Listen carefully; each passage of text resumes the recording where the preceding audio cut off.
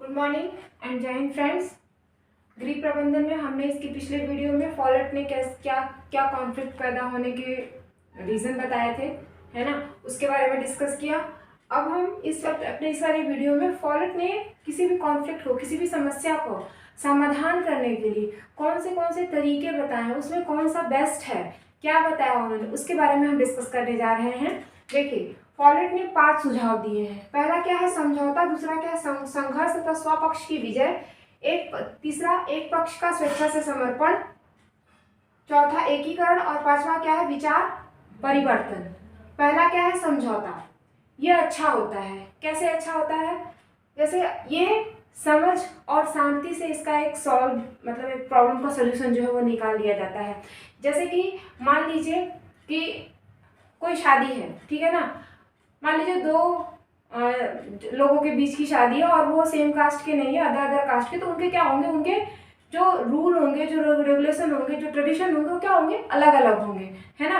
तो ऐसा, तो इसमें क्या करते हैं कि मान लीजिए कोई एक चरण है, कोई एक रस्म है शादी का, उसमें एक पक्ष की बात को मान लेना, है ना, और जो दूसरा चरण है उसको दूसरे पक्ष के ट्रेडिशन के हिसाब से फॉलो अप कर लेना, है ना। उसको क्या बोलते हैं? उसको समझ और स्वेच्छा से उस प्रॉब्लम का सोल्यूशन निकालना होता है। मतलब समझौता कर लेना कि इस ट्रेडिशन कि ये वाला जो रस्म है ये आपके धर्म और जाति के हिसाब से हो जाएगा और ये हमारे हिसाब से हो जाएगा, ठीक है। और जैसे वेजिटेरियन नॉन वेजिटेरियन है, जैसे खाना खाने में कॉन्फ्लिक्ट है, मान लीजिए किसी को पूड़ी पसंद है, किसी को रोटी पसंद है ना। तो ऐसा क्लियर कर लेना कि आज पूड़ी बन रही है तो कल क्या हो जाएगी? रोटी बन जाएगी। उसका शांति और समझौते से क्या होता है? एक सोल्यूशन निकल जाता है। उसको क्या बोलते हैं? समझौता बोलते हैं, ठीक है। दूसरा क्या है? संघर्ष तथा स्वपक्ष की विजय। ये निम्न होता है। क्यों? क्योंकि इसमें क्या होता है? प्रभुत्व चलता है ना। सत्तावादी जो होते हैं वो हावी हो जाते हैं। जैसे मान लीजिए कोई जमीन है किसी की, मान लीजिए वो बंदा गरीब है, लेकिन उसमें क्या होता है कि जो जिनके हाथ में पावर है, जिनके पास में वो, अगर उनके बीच में संघर्ष चल रहा है तो गरीब क्या कर देता है? स्वेच्छा से अपना समर्पण कर देता है। वो किस किस से लड़ेगा, है ना। और ऐसा तो आजकल आम बात है, होती ही रहती है चीजें। तो क्या होता है उसमें? क्या होता है? ये निम्न होता है, क्योंकि इसमें जो प्रभुत्ववादी है ना वो चलता है, और सत्ता का क्या होता है? समर्थन होता है। जो सत्तावादी होते हैं, जिनके पास पैसा होता है, बल होता है, पावर होता है, उनका क्या होता है? सुन ली जाती है चीजें। और आज तो ये कॉमन सी चीजें हैं हमारी लाइफ में, हमारी नॉर्मल जिंदगी में भी ये सब चीजें नॉर्मल है। जिनके पास पैसा, उन्हीं का बोलबाला है, उन्हीं की बातें सुनी जाती हैं। तो क्या होता है? ये संघर्ष का स्वपक्ष की विजय। तीसरा क्या? एक पक्ष का स्वेच्छा से समर्पण। ये अच्छा है, उपयोगी है। स्वेच्छा से एक पक्ष क्या करता है? अधीनता स्वीकार कर लेता है। जैसे मान लीजिए आजकल बच्चों का परवरिश कितना है, टफ है। सबको पता है बच्चों को परवरिश करना आजकल बहुत टफ है। बहुत सारी चीजें हैं, बहुत सारी टेक्नोलॉजी आ गई है। आप कितना बच्चों को मना करेंगे, है ना। लेकिन उसमें भी क्या होता है कि कभी कभी क्या होता है, बच्चे माँ बाप की बातें सुन लेते हैं। तो यहाँ पे क्या होता है? बच्चे अपने अपने आप को उस चीज के लिए रोक लेते हैं। और कभी कभी क्या होता है? माता पिता अपने बच्चों के हिसाब से अपने आप को ढाल लेते हैं। तो क्या होता है? उनकी अधीनता को स्वीकार कर लेते हैं, है ना।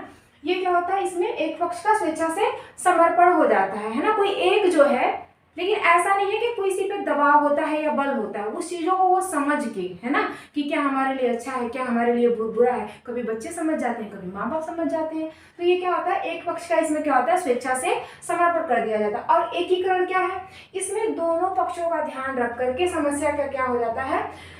निवारण निकाला जाता है ना। उनके अधिकारों का हनन नहीं होता है, और पहले भी और बाद में उनमें कोई मनमुटाव नहीं होता है, ठीक है ना। इसमें क्या होता है कि दोनों पक्षों की बात मान करके बीच का कोई रास्ता निकाल लिया जाता है, ठीक है। उसमें क्या होता है? एकीकरण। ये बहुत अच्छा होता है ना। ये बहुत अच्छा होता है।